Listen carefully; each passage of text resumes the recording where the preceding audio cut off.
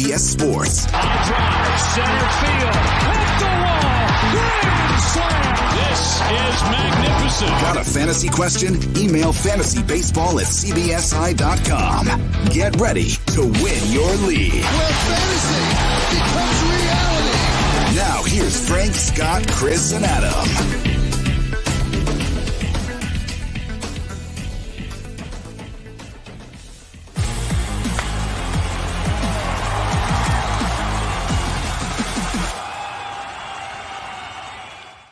What is up, everybody, and welcome into the Jon Means edition of Fantasy Baseball Today, presented by Sonos Arc, the premium smart soundbar for TV, movies, music, gaming, and more. Stay tuned for additional details about the Sonos Arc later in today's show.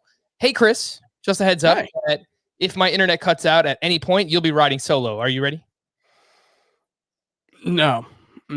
I'm not Scott. Don't do that to me. I will stop. If you drop out, I'm walking away. So we're getting 20 minutes of a podcast if your internet drops out 20 minutes in. I'm sorry. I don't have the kind of lung control for that. I don't have the kind of breath control for that kind of thing. Anytime I've done a podcast by myself, I end up getting winded because I'm just trying so hard to fill all the dead air. Shout out to Scott White, man. He was awesome yesterday. A lot of people tweeting in, emailing in, saying how much they love the podcast with Scott holding it down. And look, for someone who just had to jump in and look at the rundown, I don't think Scott has ever looked at one of my rundowns ever. And I spend like 7 hours a night making them. So he actually had to look at one for the first time, but he did a great job with it. So shout out to Scotty, and especially shout out to him, Jon Means. We're going to talk about him right here at the top. But a few other things on today's podcast. We will have players on the rise. We've got some trade talk. I've got some questions for Chris. Should you be selling low on Christian Yelich? We'll find out. We have the Dropometer, but let's start with it. The man, the myth, the legend, Jon really means business. No hitter up against the Seattle Mariners. Chris, the third, well, I guess fourth. Madison Bumgarner. Fourth. The first in 30 years for the Baltimore Orioles. Jon Means finished with 12 strikeouts, 26 swinging strikes on 113 pitches, including 14 on that changeup. Chris, did you know that according to Fangraphs pitch values, Jon Means has the best changeup among qualified starting pitchers in all of baseball? That makes perfect sense. Fantastic. That pitch is awesome. So tell me what you saw from Jon Means and how far are you moving him up the rankings? So let me pull up my rankings because I closed them after updating them right before the show because I'm an idiot. I moved Jon Means up to 41 in Roto. And I've got Chris Paddock ahead of him. I'm moving up Jon Means to 40. I've got him actually right behind Eduardo Rodriguez, who I feel like we haven't talked much about this season, but he's having a really great start, which is awesome to see. I've got him behind Carlos Rodon. That one I'm not sure about. Same with Julio Urias, Lance McCullers, because I'm just not sure about the workload with those guys. But I do think they're all better pitchers than Jon Means. So I'll have them ahead of him. But look, he's a must-start guy. You can't even consider sitting Jon Means right now. I don't care what the matchup is. His changeup has been absolutely ridiculous. He's ended 48 at-bats with it so far this season. He's given up 6 hits. He's got 16 strikeouts. There's a 37% whiff rate with the pitch. It's his best pitch by far. It's been his best pitch his entire time in baseball. At one point, it was really the only pitch he had, but now that he's throwing, a little closer to the mid-90s, not quite as hard as he was last season. He was at 93.2 today on his fastball. The whole arsenal's played up, and I think it's made him a really solid pitcher. Not a superstar, but awesome performance today, and just kind of cements what a lot of people, including hat-tipped Scott White, thought he could be coming into the season. Yeah, and I liked Means too. I tweeted this out earlier on Wednesday. I don't know how this happened. I think I was affected by spring training, which is just such a rookie move, right? But his velocity was down, and I let that affect me. But I like Jon Means when we were talking about him back in November, December, and I liked what I saw. I think I even wrote him up at some point somewhere, but I didn't wind up with any shares. I have 0 shares of John Means, which is unfortunate at this point. He's been fantastic. The ERA is 1.37. He's allowed 3 runs or less in all 7 of his starts. I was a little bit more aggressive with moving him up, Chris. I got him at SP 34, and he ends a group of southpaws. He is at the back end of a group that includes Trevor Rogers, Carlos Rodon, Julio Arias, and then John Means, which I think is a very fair spot to put him in. Yeah. Just ahead of Kyle Hendricks and Max Fried for me, though, those guys have more of a track record. I think John Means might actually have a little bit more upside. So I'm going to move him up to that spot for now. I will say he's still a fly ball pitcher who pitches in the American League East against some really great lineups in some really Camden parks. And he has a 100% strand rate at this point. So there will be regression for John Means. He's not going to pitch to a sub-2 ERA all season, but you didn't need me to tell you that. So shout out to John Means. He has been fantastic. But let's get to a few other standouts from Wednesday's action, Chris. Oh my goodness gracious. I mean, if you're watching on YouTube, I'm not going to be too much about it, but I'm decked out in Yankees gear. They've already taken 2 against the Astros. They've been great games, highly entertaining games, and I love what I'm seeing. But we're not talking about actual Yankees. Right? I mean, the 2 wins against the Astros, those are their biggest wins in like 12 years. So congratulations to the Yankees. Why you got to do that, Chris? This is their World Series. The Yankees going up against the Astros. Who are you rooting for? The heat death of the universe. Let's be real. We hate Stanton. Let's be honest. You're rooting for. Yeah, I'm rooting for Stanton. He was awesome today. But it's like, the Astros cheated us out of a title. It's like, well, they cheated out of a title. They weren't stealing signs from the Yankees hitters who had 1 combined run in the final 2 games of the series. So I'm not defending the Astros. I'm just saying, the Yankees lost that series on their own too. All That's not, enough Yankee talk. I just got 5 emails. I already see them in my inbox. Chris, who is your oh my goodness gracious player from Wednesday? Robert Ray. He has been really, really good over his last 3 starts. Got off to a little bit of a rocky start in the first couple, coming back from that elbow injury. But today, 9 strikeouts, 6 hits, 3 earned runs. It wasn't amazing, but I believe this is 3 starts in a row without a walk for Robbie Ray. He had 3 in his first start, 6 in his second. Last 3 starts, 23 strikeouts, 0 walks over 18 and 2/3 innings. I don't know if he can keep doing this. I'm trying to see if I can find out whether this is the longest stretch he's gone without a walk. My guess is yes, at least in a long time. And look, we've always known Robbie Ray has electric stuff. If he can be even just like a below average control pitcher rather than, worst in baseball or close, we know how high the upside can be. And, we're seeing it right now. I'm pretty excited about Robbie Ray. And you go to his Fangraphs page and it doesn't look all that great. You see the 4.35 xFIP, and that leads you to believe, okay, regression is coming. But his numbers are kind of wonky. The walk rate is inflated from that 6 walk outing that he had that you mentioned. He's been much better over his last 3, which you also talked about. His strand rate is very high. That's going to come down. So I see that. The BABIP is very low at 237.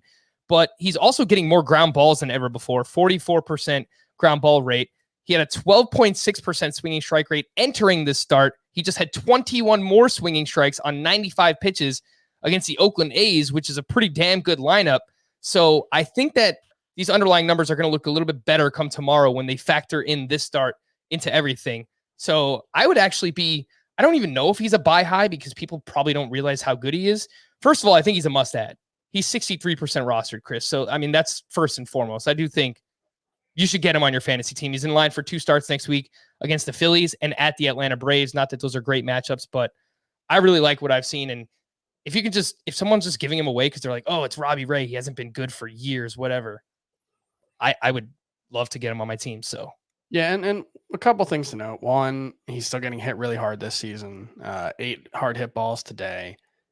He did have one stretch in his career with 1 walk over 3 starts. He actually had only 4 walks over a 5-start stretch in July to August of 2019. He had a 4.30 ERA in that stretch because he gave up 8 home runs. So, the getting hit hard part is always going to be there. But, then you look at that and the rest of the season, he was not good. He had a 5.36 ERA, 26 walks in 40 innings. So he's had a similar stretch before without it necessarily meaning anything. I don't want to say that it can't or won't mean anything moving forward, but, it's very good to see. What it means beyond that, we can't say yet. Would you rather have Patrick Corbin or Robbie Ray? Robbie Ray. I agree with you. I think. I've got to make that move in my rankings. Yeah, but I don't know if my rankings say it, but I was real optimistic about saying it. You were very confident there. Yeah. I do think, look, you were drafting Patrick Corbin much higher coming into the season. I think if you can flip Patrick Corbin for Robbie Ray right now, you should do it. I did have Robbie Ray higher than Patrick Corbin. That's actually, I have 6 lefties in a row between 52 and 57. And Patrick Corbin's at the bottom of that group. Oh, man, I got to move Robbie Ray up then. I do like him. All right, go out and get Robbie Ray. The, oh my goodness gracious player for me, it's not really going to change much. There's not really anything actionable that you could do with this, but let's just highlight all the Baltimore Orioles at this point. We talked about John Means. I want to talk about Trey Mancini and just give him a tip of the cap here because he's coming back from last year where he opted out. He was dealing with cancer, obviously, and it was a very serious situation. It still is, but he's better now. He's back in the majors, and he is really coming around. He had a 3-run home run against the Mariners on Wednesday. He now has 6 home runs and 25 RBI. That's a 120 RBI pace over 150 games. And the underlying numbers, they didn't look good. Like a couple of weeks ago, I looked at this and I was like, all right, he's off to a slow start. It's fine. I mean, it makes sense that he would get off to a slow start. 294 expected batting average, 540 expected slug for Trey Mancini at this point. So if you held on to him, give yourself a pat on the back because I think even if he's not the player he was back in 2019, even if he's like 80, 90% of that, you got him at a great discount. So I really like what I've seen from Trey Mancini. The Champions League is close to crowning a champion with the second leg of the semifinals this week. The K Galazzo podcast provides previews, recaps, analysis, and betting tips for Champions League and Europa League. Listen in as the team chats with UEFA team insiders to give their picks on which team takes home the Champions League title. Follow K Galazzo wherever you find this podcast. Some news and notes. Diego Castillo was placed on the IL with groin tightness, which is unfortunate because he was pitching very well. I believe he had 7 saves, 7 of the Tampa Bay Rays, 9 saves this season. So they were solely using him. Pete Fairbanks was activated and is 16% rostered. Andrew Kittredge and Jeffrey Springs are the only other 2 names in the Tampa Bay bullpen that have a save this season. However, Andrew Kittredge actually started a bullpen game on Wednesday, so he will not be in line for a save opportunity. I think that last I checked, they were winning 3-1, which is still the case. They're in the 8th inning, so we might find out right away who is going to get a save opportunity for Tampa. My guess is there's no one person. Yeah, there's probably not one. But Pete Fairbanks is 16% rostered. Chris, should you go out and get him in category leagues at least? Yeah, anyone who looks like they might get saves is worth adding. I think he's probably, not a high priority. And I can't speak for anyone else, but at this point, I don't think I have the roster flexibility to be chasing saves on someone who's not a sure thing for the role. So, your mileage may vary, but it's hard to see in too many leagues, me having the flexibility to chase Diego Castillo or Pete Fairbanks. Would you rather have Pete Fairbanks or Tyler Rogers, Chris, who Gabe Kapler came out on Wednesday and said Rogers could be worked into the mix for saves as Jake McGee continues to struggle? Fairbanks. I think he's just a better pitcher. Certainly for strikeouts. Fairbanks enough. I have Michael Givens in a league that's a move that I'm making. I already have a claim in for dropping Michael Givens. I was speculating there. Daniel Bard came in and got another save on Wednesday. So I would be okay dropping a speculative reliever for someone like Pete Fairbanks or Tyler Rogers for that matter. George Springer placed back on the IL with a right quad strain. Juan Soto remained out of the lineup Wednesday. Soto will only hit for the time being. He was on the IL with a shoulder injury, so they don't want him playing the field and throwing yet. Chris, what is up with teams, even with Christian Yelich, between Yelich, Springer, Soto, teams rushing back their star players? I mean, it's clearly not making sense. It's like, why don't you let these guys rest up completely until you try to bring them back? I mean, we see it now with Springer. We see it with Yelich. What's going on? Yeah, I mean, IL stints across the league are up. Obviously, anecdotally, I think we've all experienced that with our teams, but I did see there were as many pitchers placed on the IL in April of 2020 as in 2019 and 2018 April combined. Wow. And now that is a continuing trend that has been going up for a long time. So it's not, it's not necessarily as stark as it sounds. Obviously, we had 2020 in between, but yeah, this is. I feel like there are more players, significant players on IL right now than anytime I can remember. And one thing that it could be, and this is usually something that you think about on a team level, but maybe this is applying to a lot of teams right now, is injuries tend to beget injuries. And what I mean by that is,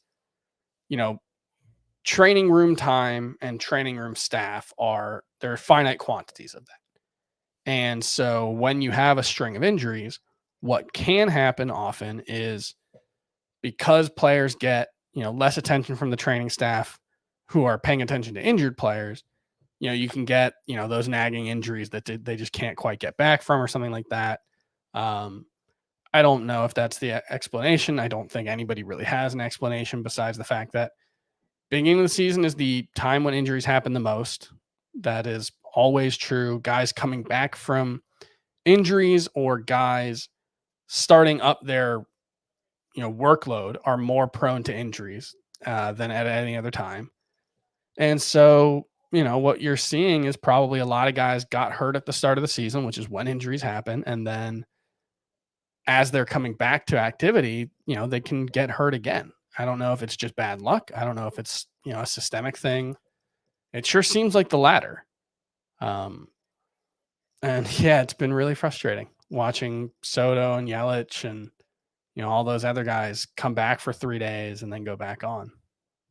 Well, if you haven't had enough with the injuries yet, let's get to more. Anthony Rendon was placed on the IL after he fouled the ball off of his knee on Monday.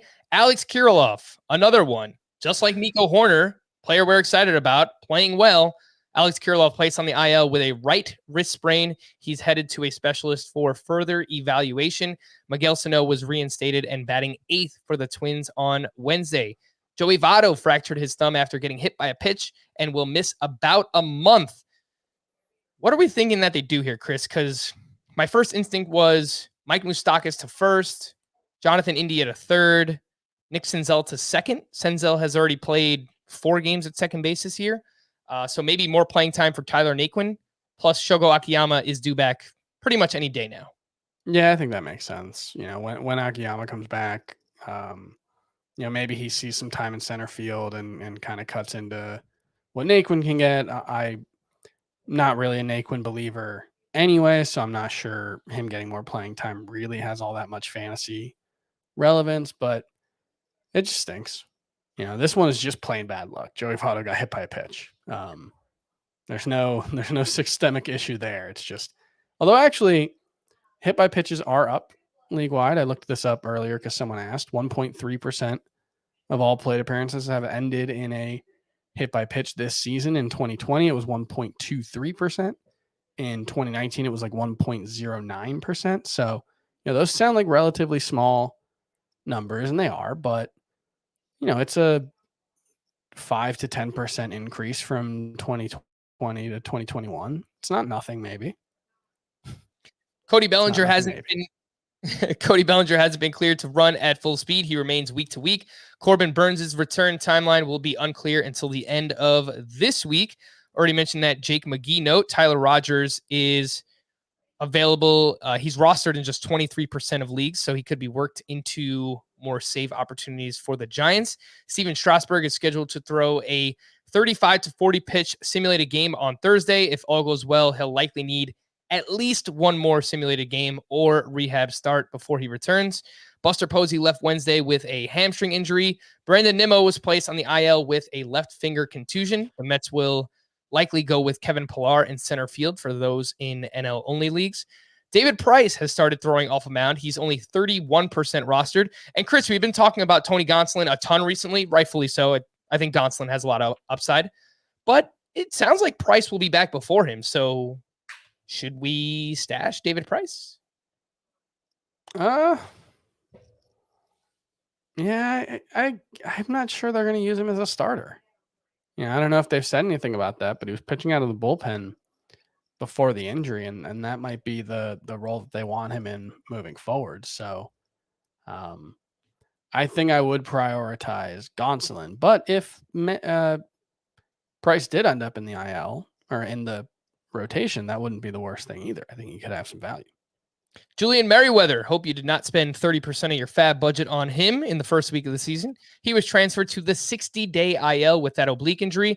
Rafael Dolis, who is currently in line for a save and has not pitched yet for Toronto, is only 31% rostered. Dolis is the closer. Jordan Romano pitched in the 7th inning on Wednesday, so if you need saves, go out there and get Rafael Dolis.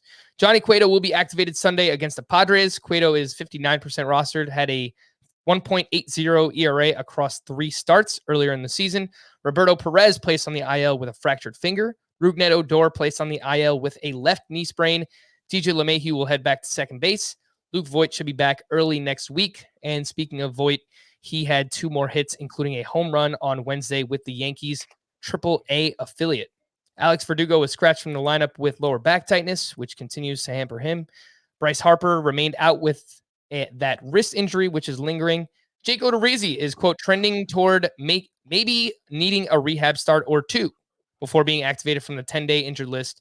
Is this bad news for Luis Garcia, Chris? He's pitched really well. He had 8 strikeouts against the Yankees on Wednesday. He has a 3.28 ERA. I would think so. You know, I would assume they're going to move Odorizzi back into the rotation when he's healthy. So, yeah, Garcia seems like the most likely to move out of the rotation at this point. But as anyone who was listening to the podcast 3 minutes ago now, everyone in baseball is hurt.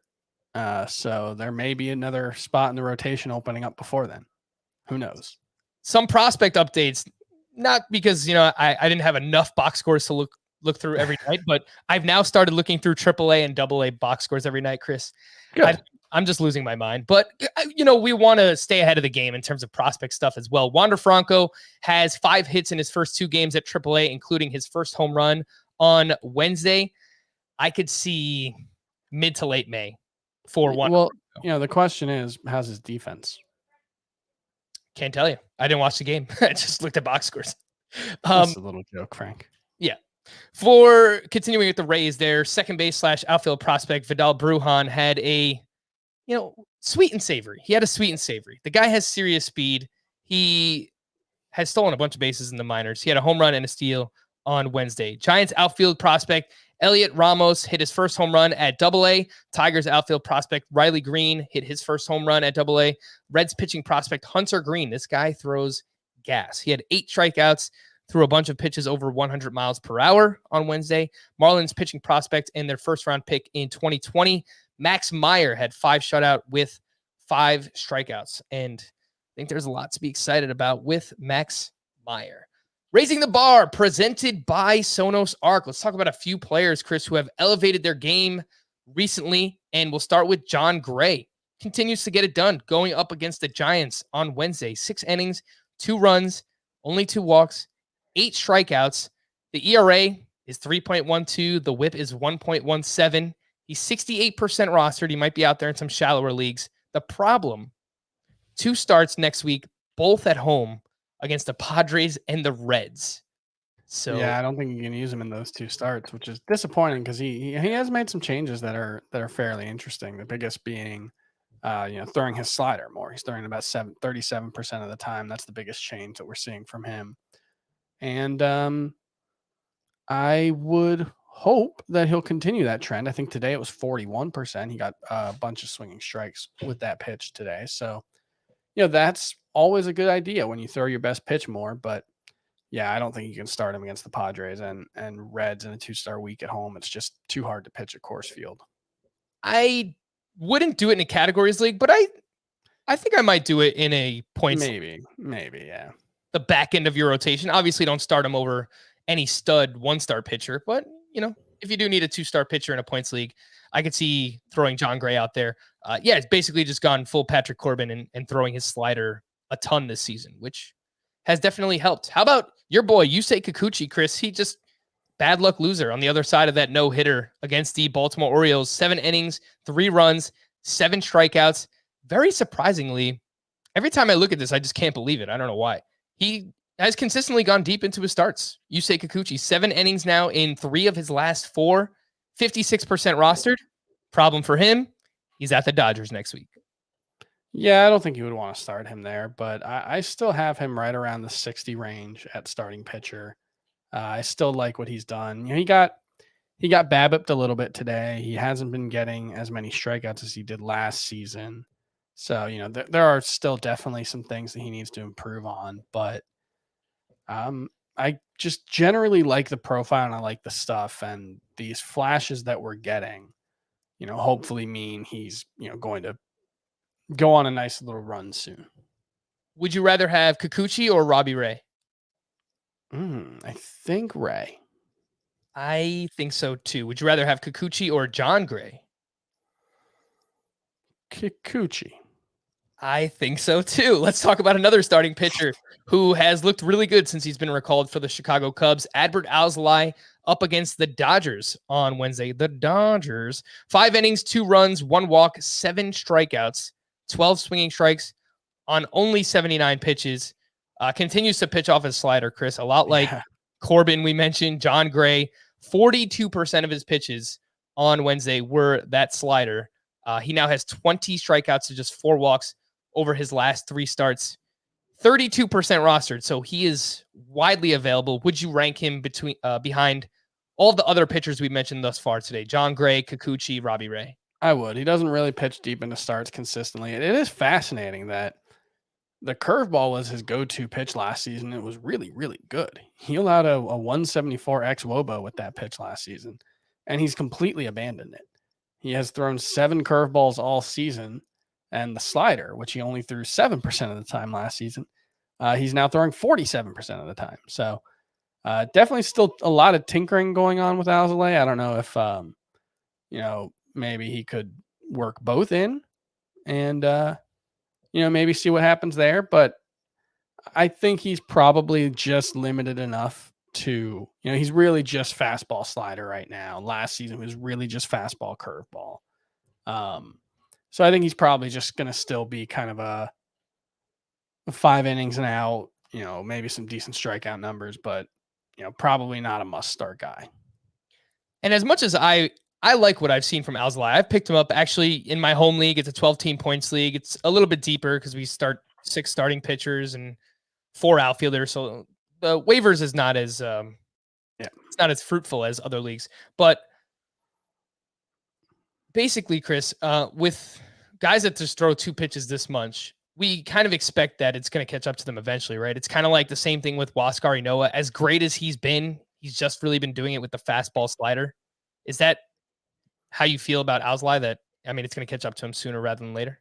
Yeah, one of the other things is like, okay, maybe it doesn't catch up to him. Maybe he can still be good, but those types of pitchers tend to get hit really hard. So even if you can get a lot of strikeouts, and Alzolay does get a solid number of strikeouts, 72%, 72nd percentile K rate this season, I just think there are always going to be limitations to his game unless he adds a third pitch, which is, there's nothing wrong with that. There's no shame in being a really solid 5-inning pitcher. And in, an era where there's a ton of injuries and starting pitchers don't go deep into games as much as they used to, he's more valuable than he would have been in the past for sure.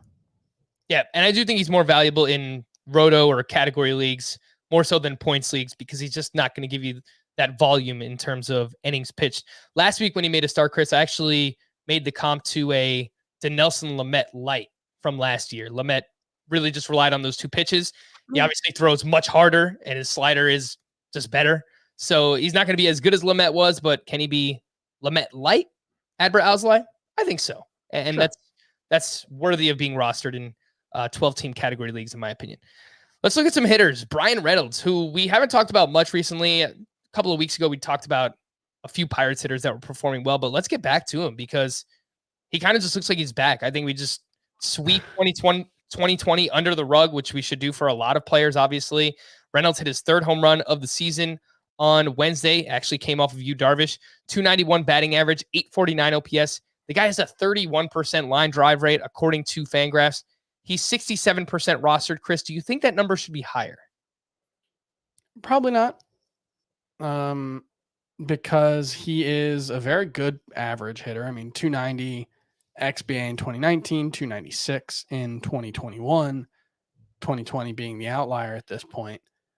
He should hit for like 290 or something around there. The problem is he's got 26 homers and 879 plate appearances. That's like a 20 homer per normal season pace. And that feels kind of like the upside. He's not going to drive in a ton of runs. He has 4 stolen bases in his career. I just think you add it all up and he's kind of a one-trick pony in a bad lineup. And so there's nothing wrong with having a Nick Markakis around, back when the latter part of Nick Markakis' career, when he was hitting for average every year, but not really doing anything else. I don't know if there are too many leagues where he's available, where he's, worth starting. Yeah, and I would probably his best format is a points league, and it's just tough there because you only start 3 outfielders, and I mean chances are you have 3 outfielders that are better than Brian Reynolds. Yeah, and he does strike out a decent amount. He's one of those guys who he's about league average. It's not a problem, but it's not like he is getting penalized for that, and it's not like he's a Luis Arias, who, has even less power. So he's not as good as Brian Reynolds, but he's not making a inordinate amount of contact. Well, do you like someone like Andrew Benintendi more than Brian Reynolds, Chris? Because Benintendi, I brought him up recently, but we just kind of talked about him in passing. He now has 10 hits over his last 5 games, including 2 homers, a steal, 6 runs scored. He's batting near the top of the Royals lineup, where it's not a great lineup, but they're scrappy. They're getting it done. They're playing really well. They're one of the best underdog stories so far this baseball season. He's batting 287 and he's 63% rostered. So do you like Benintendi more than Brian Reynolds? Yeah, I do. He seems to have, fixed a lot of the things that had gone wrong for him last season. I mean, really back to 2019 as well. He has a 279 XBA. That's his 2nd highest for his career, highest since 2018. Has his highest X slug. His average sprint speed, which was way down last season, which was really concerning because it had been a trend, has bounced back to about 2018 levels. And so I think he can continue to be a pretty decent source of batting average and stolen bases. I'm not sure you're going to get more than 15 homers from him at the high end, but if he steals 20, 25 bases and hits 280, that's a really valuable player who's probably worth starting in all leagues. I kind of view him kind of similar to how I view Colton Wong, actually. Both should be pretty good batting average and OBP sources with a little bit of pop, but, better speed. I think he's 4-0 on his last 4 stolen base attempts. I think he was 1-4 to start the season. They've been letting him run a ton. He's got 9 stolen base attempts. Yeah, I was going to say that. Like, he's not fast, but he's on a team that just lets everyone run. So he only had 13 stolen base attempts in 138 games in 2019. He's already got 9 in 27. So I think that's going to be a part of his game, and I would set the over-under at 20 right now. Yeah, it's looking good for Benintendi, particularly in those category leagues if you do have him, and you held on to him through those early season struggles. Last outfielder I wanted to talk about, more so for deeper leagues, but Avisail Garcia feels like he's just someone you pick up whenever he's hot, and right now he's hot. He went 4 for 4 with 3 RBI on Wednesday. He has 10 hits over his last 5 games as well. And surprisingly, Chris, when I looked into the StatCast numbers, 295 expected batting average, 515 expected slug, a 54% hard hit rate, which was in the 91st percentile. Avisail Garcia, he's going to play every day. Christian Yelich is on the shelf. He's only 26% rostered, but I do think in leagues where you start 5 outfielders, you probably want to get him on your team. Yeah, I agree with that. I think I might rather have him than Brian Reynolds, actually. Whoa. Come on, Chris. I know. But one thing is, Avisar Garcia is kind of surprisingly fast. You know, he kind of seems like a guy who's best suited for, you know, maybe more like a DH role at times, but he's 91st percentile in sprint speed, and he's attempted 5 stolen bases this season. He stole 10 in 2019. I think there's a chance that he could be a 2015 guy. Hopefully they keep letting him run, and you know, he should be. I know he's hit under 242 of the last 4 years, so it's kind of hard to buy it, but I think he'll probably be helpful in batting average. I actually, you know, I was doing the waiver wire piece for one of the days last week, and he was one of the guys I wrote about, and he was like 36% rostered at the time, and I was like, man, Avisar Garcia's on the waiver wire in any of my leagues because he would be starting for every single team I have, given how bad my outfields have been. So, yeah, I think he's a really solid player. Actually, I've always liked Avisar Garcia the last couple of seasons, at least. That was Raising the Bar presented by Sonos Arc, and everybody knows I have not seen any movies. That's about to change. I have recently rewatched Avengers Infinity War, this time with my brand new Sonos Arc soundbar, and it was awesome. It sounds like being right there in the middle of the Battle of Wakanda. It truly was amazing to watch and hear. And the Sonos Arc has multiple uses as well. When the TV is off, feel free to stream music, podcasts, radio, audiobooks, and more using the new Sonos app, Apple AirPlay 2, or your voice with Amazon Alexa or Google Assistant. It's really intuitive too. After you hook the Sonos Arc up to your TV and connect it to your phone, you walk around the room with your phone. It's pretty interesting, right? So you just like walk around, it like measures the dimensions, and it basically figures out precisely how to fill out your home with that surround sound feel. So it's very intuitive. It's awesome. Lastly, the Sonos Arc, it looks great. I've seen other sound bars that look bulky and they take up all the space. I just placed it on top of a shelf, which is just below my TV, and it blends right in. So if you're looking for a way to enhance your home theater, make sure to check out the Sonos Arc. Head to sonos.com to learn more. We're going to take a quick break, but when we return, we're going to talk about some potential trades. I have some ideas for Chris. I know his trade chart either came out on Wednesday, it's coming out on Thursday, it's coming soon. It might be here already. We'll talk about it next on Fantasy Baseball Today. So, Chris, I brought up recently, well, not recently, earlier in the podcast, that should you actually consider selling low on Christian Yelich? And someone tweeted at me and asked me this on Wednesday, and I don't think it's such a terrible idea.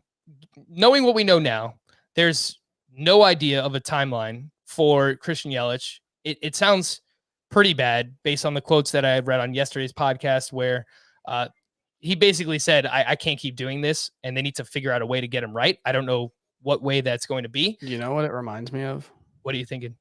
Aaron Judge between the end of 2019 and beginning of 2020, where they're just like, we don't know what's wrong with him, but he's hurt. Yeah. And we can't figure out why. I think he turned out to have a fractured rib or something, yeah. Aaron Judge at the time. Someone brought up to me the comp David Wright, which would be pretty scary as well, because David Wright's, I mean, basically the whole back was a neck thing, right? I think it was a back. Yeah. I think it was maybe like a back and neck combined, but like obviously that whole kind of situation is combined there. But so I was thinking, I'm in my home league. We start 4 outfielders. It's head-to-head points. My outfield is Michael Brantley, Eddie Rosario, Brian Reynolds, Nick Senzel. It's not great. It would look better if Christian Yelich was in it, obviously. Yeah. Would you entertain trading Yelich for a Trent Grisham or Austin Meadows type, Chris, where those are top 15, top 20-ish outfielders, and obviously you're selling Yelich for 70 cents on the dollar, but if you need help in the meantime, I mean, he could be out a month, he could be out 2 months, we just don't know. Yeah, I mean, before the season, that might have been 50 cents on the dollar. You know, given if you just take the auction value or fab values that we had, Yelich was right around a $35 to $40 player for me, and Meadows was probably like 19. I wouldn't feel great about it. And in your position, when you have, 4 guys who you're okay starting, I think I probably would rather not do it, but I can totally see the reasoning for it behind it. You just don't know what Yelich is going to be at this point. He hasn't produced since 2019. Obviously, it's too small sample sizes, but the injuries have been a real problem, and he's currently hurt. That's the biggest thing. If he wasn't currently hurt, there's no way I would do it. Or if he was currently hurt, but he was going to be back in a week. Yeah. No, I agree with uncertainty. It's tough. It's a dice roll. I think Yelich has much more upside than either of those guys, but there's a non-zero chance that Yelich is basically nothing the rest of the season, as wild as that sounds. Yeah. And someone actually offered me Randy Arozarena already for him, but it's a points league, and that's really not where Arozarena excels. So I'm not going to take that.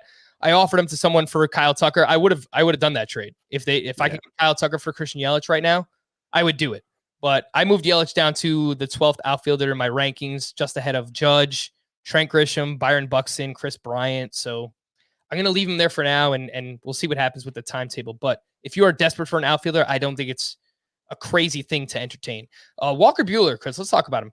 He was at the Cubs, 6 innings, 2 runs, 8 strikeouts. He has now thrown 6+ in all 6 of his starts. So, I mean, he's made me look foolish thus, to this point. I was kind of worried about what the workload is going to look like. And I guess there's still a chance that we get a phantom IL stand at some point just to limit Walker Buehler. But he's looked very good. He's got a 3.13 ERA, 0.94 whip. However, it comes with a 4.51 expected ERA, according to StatCast. His 47% hard contact allowed is in the bottom 14% among starting pitchers. Would you sell high on Walker Buehler right now? Man, Walker Buehler's having such a weird start to the season. I am not quite sure what to make of it. Basically, he's getting a lot fewer strikeouts. He's getting fewer swings and misses in an era where strikeouts and swings and misses are at record highs. And it seems intentional. He is not throwing as hard as he was last season. His velocity is about 1 mile per hour down. But for most of the season, his spin rate has been way up. Tonight it was actually a little bit down from where it's been over the course of the season, but he's kind of pulled the 2020 Trevor Bauer trick of throwing with lower velocity but more spin. And I think it could go either way. I think he could find the strikeouts and just absolutely dominate, or he's getting hit really hard, like you said. Today only 5 hard hit balls, but he's got like this is the weird thing with the xERA, because in the past, if Walker Buehler had a 3.00 FIP and a 3.03 xFIP with a 3.13 ERA, I think we'd just be like, Walker Buehler's awesome. He's having a great start to the season. Yep. But that xERA, he's getting hit so hard that it does add a nagging doubt in my head. But I think more likely than not, he's going to be great moving forward. I think more likely than not, he's going to be a top 15-ish starting pitcher moving forward. So I don't think I would sell high on him. I can see the case for it, but I'll stick with my priors on him, and the fact that he's pitching deep into games. I mean, only 1 start over 96 pitches, so it's not workhorse stuff, but he's been efficient. He's been efficient. He's been very good. So I think I would still expect that to continue. And Chris has Walker Buehler ranked as his SP15. I have him at 13. Scott has him at 13 as well. The problem with trying to sell high on him is, what do you sell high for, right? If you're looking for another pitcher in return, I would take either Brewers pitcher for him if I can get Corbin Burns or Brandon Woodruff, but I would imagine you probably can't. Would you take Lucas Giolito, Chris, who kind of has some underlying issues of his own right now? I would rather have Giolito than Buehler. I agree with that. How about? By the way, what do you got? Would you like to know who's closing for the Rays? Oh man, let me just. I want to think of like the most random reliever. I'm gonna say Fernando Rodney. Not Fernando Rodney. Am I far off?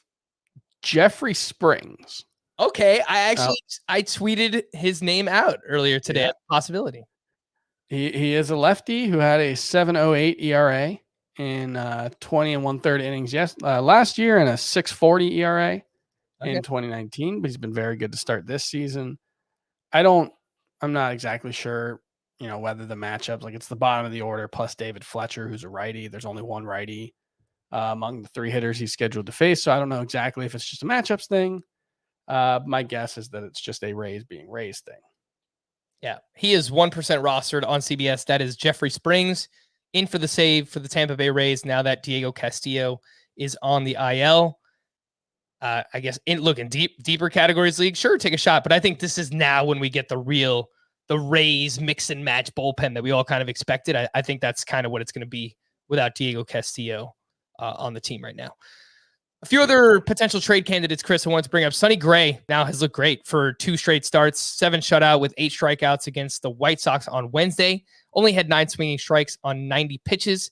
But last 2 against the Dodgers and White Sox, 19 strikeouts to just 2 earned runs.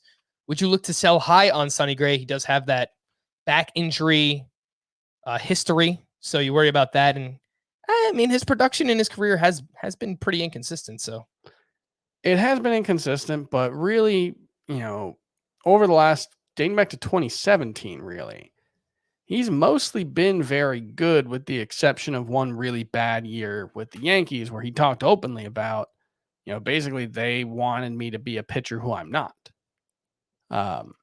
So I'm not necessarily looking to sell high on him. I think he can be quite good moving forward. I think the strikeouts are legitimate. The swing strikes are legitimate. He won't throw a ton of innings, but I think he can be, 150 innings with a 3.5 ERA and a bunch of strikeouts. Jeffrey Springs did get the save, by the way. nice. Would you rather have Sonny Gray or John Means? I believe I have Sonny Gray ranked higher. I have Sonny Gray ranked just ahead as well. I have Sonny Gray at SP 28.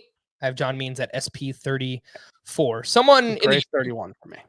Someone in the YouTube chat before we started asked if they should drop Jose Altuve. Do not drop him. And in fact, I think you should be buying low on Jose Altuve, yes. Chris. He was dealing with a COVID situation earlier. He's kind of been scuffling since then. He is batting just 247, but that comes with a 308 expected batting average. I believe I still have him ranked as my 5th second baseman in my rankings. So if you could acquire him, I would definitely look to do so. Yep, 100%. He looks a lot like the guy he was in 2019. Strikeout rate's back down. He has a 273 BABIP. I don't think that's going to sustain. I think he's, his XBA, I think, is more like 280. So, I think Jose Altuve is absolutely fine, and I think you should try and go at him if you can, or trade for him. Would you trade Sonny Gray for Altuve, or do you think you can get Altuve for less than Sonny Gray? I would be fine with doing that. Okay. I don't know. Yeah, I'd be fine doing that. It depends on your team situation, but if you're one of the 6 people in the world who has an excess of starting pitching, I would do that. Or if you have an excess of anything, really. If it's outfielders, there's a lot of outfield injuries right now. So if you can offer up your outfield depth to someone who lost Soto or Springer, well, Soto's still playing. He's just not really playing. Or Christian Yelich to try and get Altuve, I would look into doing that. But for some context, I haven't moved Altuve down at second base. I think he has 5th right now. I can't remember if he was 5th entering the season or if he was 6th. I think I had Hero 1 spot behind him, so I haven't moved him down at all. Yeah, I actually have Altuve 4th. You have Altuve 4th. Scott has Altuve 5th with Ketel Marte just ahead of him. If Ketel Marte were healthy, I would have him ahead of Jose Altuve as well. Let's fire up the Dropometer here, Chris. And Josh Bell has sat 2 of the last 3 games. Both of those were against lefties in favor of Ryan Zimmerman, which I can't really blame the Nats. This is this weird kind of crossover between real life baseball and fantasy baseball where there are decisions that managers make that I agree with, but they just kind of suck for fantasy. Josh Bell is batting 148 with a 516 OPS. His average launch angle is -1. Can you drop Josh Bell, Chris? 7? I'm trying to figure out like how low is too low to drop him. He's still, in the 20 range, but I would definitely rather have Jared Walsh than him. I'd rather have Ryan McMahon than him. I'd rather have Nate Lowe than him. So he's 21 for me right now. I just moved him down. Yeah, Nate Lowe had 2 more hits on Wednesday. He's batting over 280 now. Just continues to mash. How about Trey Mancini? I mentioned earlier. Rather have him than Josh Bell? I think so. Yeah. Yuli He's hot right now. Yuli Gurriel is off to an amazing start too. Did you do that? I have Gurriel just behind Bell, but yeah, I think I'd rather have Bell still. But if I needed someone to start right now, it'd be Gurriel. Yeah. What about Victor Robles? What do you do with him, man? I have him in a 15-team 5 outfielder league. It's a daily lineup league, and I still throw him out there. It's just that's probably the deepest format, and I can't drop him there. But I think anything shallower than 15 teams, Chris, you can probably drop Victor Robles. Yeah, he's not doing much well right now. There's nothing. He's walking. Yeah, That's about it. But his sprint speed has actually gone down each of the last 2 seasons. He was at 95th percentile in 2019. He's at 78th percentile each of the last 2 years.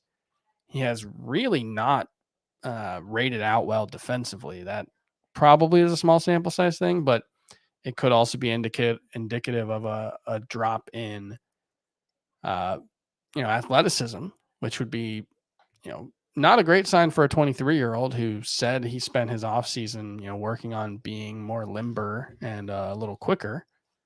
And he's 1 for 4 on stolen base attempts. He has 4 attempts in 26 games, which is a problem in its own right, because that only puts him at like a 24 attempt pace, even if he was stealing bases. Well, didn't he steal a bunch of bases in spring too? And that's part of the reason we were getting excited. Obviously, he was supposed to lead off too. That didn't last very long. So I think in 12-team, 5 outfielder roto category leagues, if you can afford to hold on to Victor Robles, or you could probably get him for dirt cheap. There's nothing in the underlying numbers that say he's going to be better, but I still think he can steal 15 to 20 bases. So if you're real desperate there, maybe you just try and get him on your team, but anything shallower than that, I'm all right dropping him. Last name, Chris, Gary Sanchez is 2 for 29 over his last 12 games. He is batting 175 overall, and he has only started 3 of the last 8 games. Boom. Hang it right on my Yankees hat. I tried to talk myself into Gary Sanchez being a thing. It's not happening. I don't think I'm brave enough to drop him.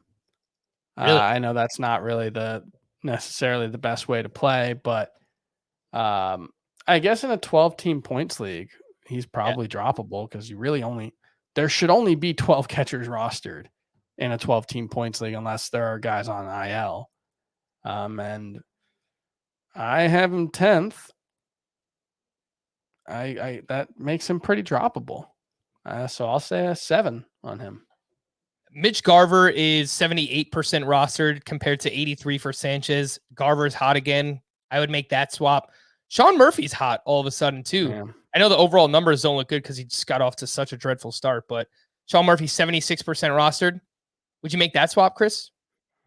1 catcher points league? Maybe. Murphy I have at 21, so there's a pretty big gap there, but maybe like Francisco Mejia, who's hitting really well. I might do that.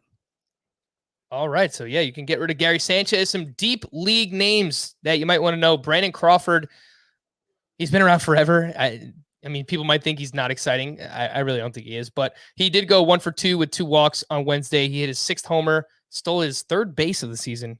He now has an 837 OPS. His expected slugging percentage is .510, which is the highest for him in the StatCast era. He's just 11% rostered. So, in the deepest of leagues, Brandon Crawford is playing well right now, probably helped out by Coors Field the past couple of games as well. William Contreras, brother of Wilson Contreras, had 2 hits, including his first career home run on Wednesday. He will be filling in mostly for Travis d'Arnaud as long as d'Arnaud is out. 12% rostered is William Contreras. Josh Naylor has multiple hits in 3 of his last 5 games, including 2 home runs. He's only 8% rostered. These last 2, I mean, the deepest of league. We're talking NL, AL only. Matt Duffy had 2 more hits on Wednesday. He's batting 300. For people might not even know what team he's on. He's on the Cubs now. He started 7 of the last 8 games. He's 1% rostered. I mean, it's cheap exposure to a lineup that's playing pretty well right now. So, all right, Matt Duffy's playing. And Hyun-Jung Young, who started for the Texas Rangers on Wednesday. He was at the Twins, only went 3 1/3, 1 earned run, 8 strikeouts, 15 swinging strikes on 66 pitches. Wasn't much of a strikeout pitcher in the KBO. He's 1% rostered. He's in line for a 2-start week next week if he remains in the rotation at the Giants and at the Houston Astros. Again, the name there, Hyun-Jung Young. The rest of Wednesday, Shohei Ohtani at the going up against the Tampa Bay Rays, hosting them. 5 shutout, 1 hit, 6 walks, 7 strikeouts. It's like every time out, Chris, like he's unhittable. No one's hitting him, but he also walks the world and he strikes everyone out too. He's got a 21% walk rate, a 37% strikeout rate, and a 50% hard hit rate allowed. It's been a strange start for him. I don't know what to make of him.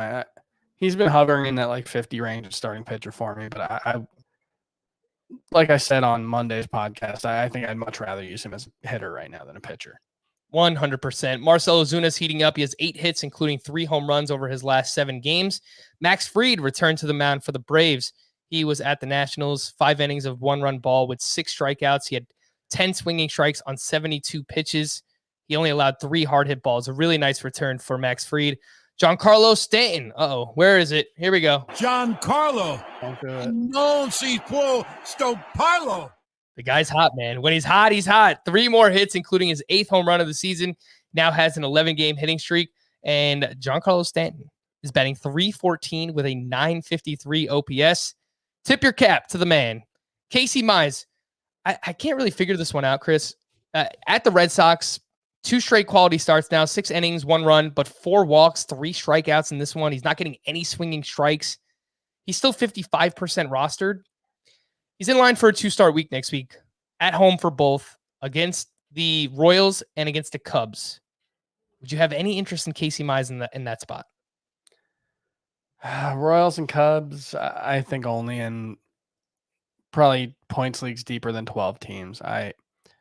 I'm so disappointed in the way this season has gone for Casey Mize so far. He just isn't getting whiffs. He's not, he doesn't have control right now. And he's a 4.41 ERA and a 5.34 FIP. So I think that kind of tells the story of how uninteresting he is right now. I think there could be a moment at any time where the light switch flips and he just starts mowing guys down, but we need to see some evidence of it. There could be like a Dylan Cease moment the last couple of starts. That could absolutely happen with Casey Mize. He absolutely has that kind of talent, but based on what I've seen right now, I don't have much interest in him as a 2-start pitcher.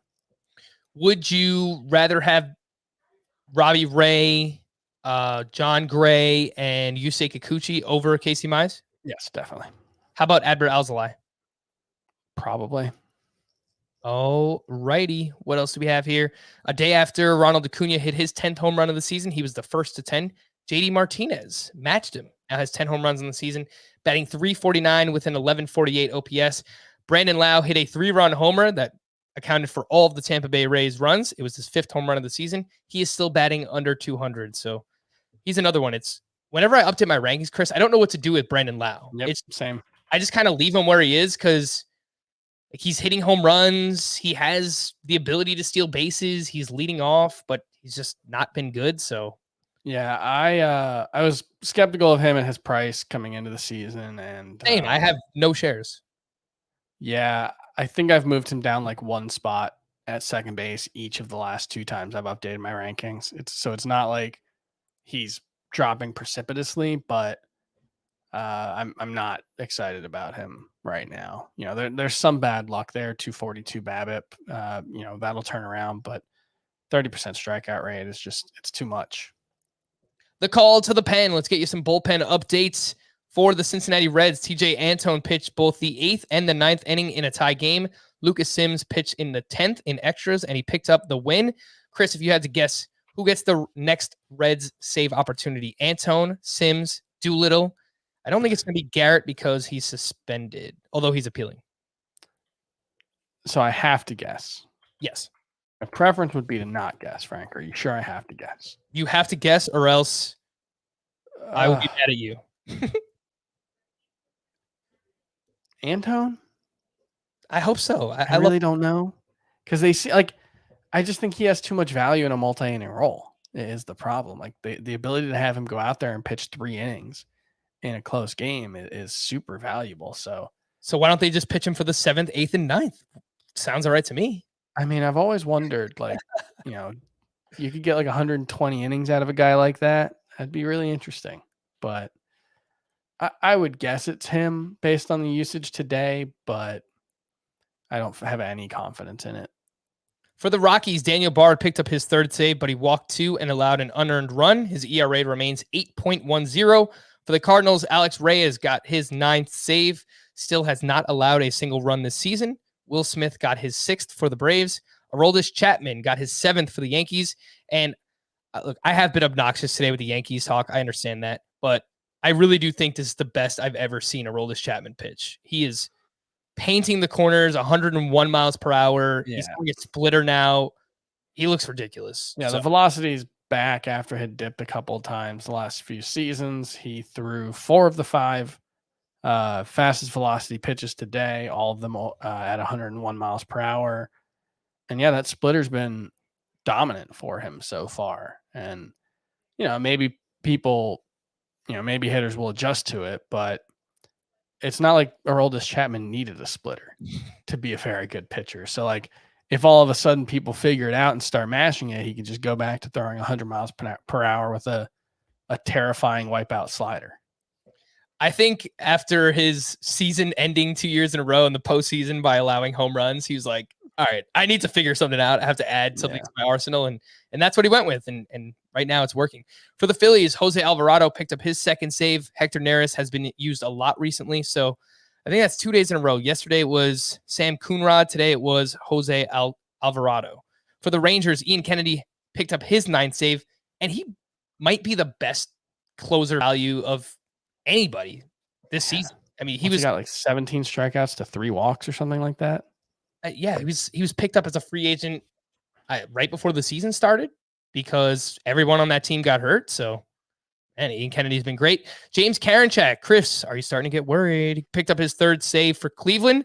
Emmanuel Clase pitched on both May 2nd and May 3rd. Cleveland took the lead in the top of the 9th. So it might have been a situation where Karinchak was already warming up. I wasn't watching that game, so I can't really say for certain. But are you worried at all here, Chris? I mean, Emmanuel Clase hasn't given up a run yet this season. He hasn't. I don't know if he an earned run. I don't know if he's better than James Karinchak. James Karinchak certainly gets more strikeouts. I will definitively say that Clase is not better than Karinchak. No, yeah, I think he's probably not, but I'm not sure James Karinchak is much better than him. They're just very different types of dominant reliever. So no, I'm not worried. Like his most recent outing, he got a save. There's been no signs of trouble with him. So my assumption is Emmanuel Clase is still going to be the closer moving forward. And this was probably just, like you said, he was warming up already when they took the lead. But, we'll see. James Karinchak has 29 strikeouts to 2 walks this season. Yeah, like the 2 walks, it's very impressive in 13 innings because he was walking everybody in the spring. Crazy. But yeah, like you look at his saves, he had a save on April 13th, he had one on April 27th, and he had one on May 5th. That doesn't make it sound like James Karinchak's moving for the role. For the Padres, Mark Melancon picked up his league-leading 11th save. And for the Oakland A's, Lou Trevino allowed 3 runs. It wound up being 3 hits, 5 earned runs. He took the loss, blown save. He pitched in the 8th inning, actually, on Wednesday. So Oakland continues to be a bit of a headache here as well. To stream or not to stream, let's start things off with Thursday. Chris, choose 3 of these. Spencer Turnbull at the Boston Red Sox, John Gant versus the Mets, Mike Fiers versus Toronto, John Lester versus the Braves, Drew Smyly at the Nationals, Mad Bum at the Marlins, and Andrew Heaney versus Tampa Bay. Okay, I will go with Madison Bumgarner, Andrew Heaney, and There's no good third option. I guess I would go with Drew Smiley versus Washington. I think Scott said John Gant. Maybe. John Gant's one of those guys who kind of always pitches well, and nobody ever gets excited about him. But his career ERA is 3.66. He just doesn't have good control and doesn't get a ton of strikeouts. So there's definitely blow up potential there. To stream or not to stream for Friday, Zach Davies versus the Pirates, Wade Miley at Cleveland, David Peterson versus the Diamondbacks, Matt Shoemaker at the Tigers, Austin Gomber at the Cardinals, Anthony DeSclafani versus the Padres. Chris, if you thought the last group was bad, this one is worse. Davies, Shoemaker, and you know what? I'll go with DeSclafani. I don't love having to do that against the Padres, but I think he's good. So I will roll with him. I would take Wade Miley ahead of Zach Davies, actually. The Pirates, they're scrappy, man. They get some hits. Maybe. Zach Davies is pitching really poorly right now. Wade Miley's pretty good. I do not feel strongly enough about Zach Davies to argue one way or the other. I wasn't really just disputing you. I was kind of throwing in just my 2 cents for why I like Wade Miley. For Chris, I am Frank. Thank you all for listening and watching Fantasy Baseball today. We'll be back again tomorrow. Bye-bye.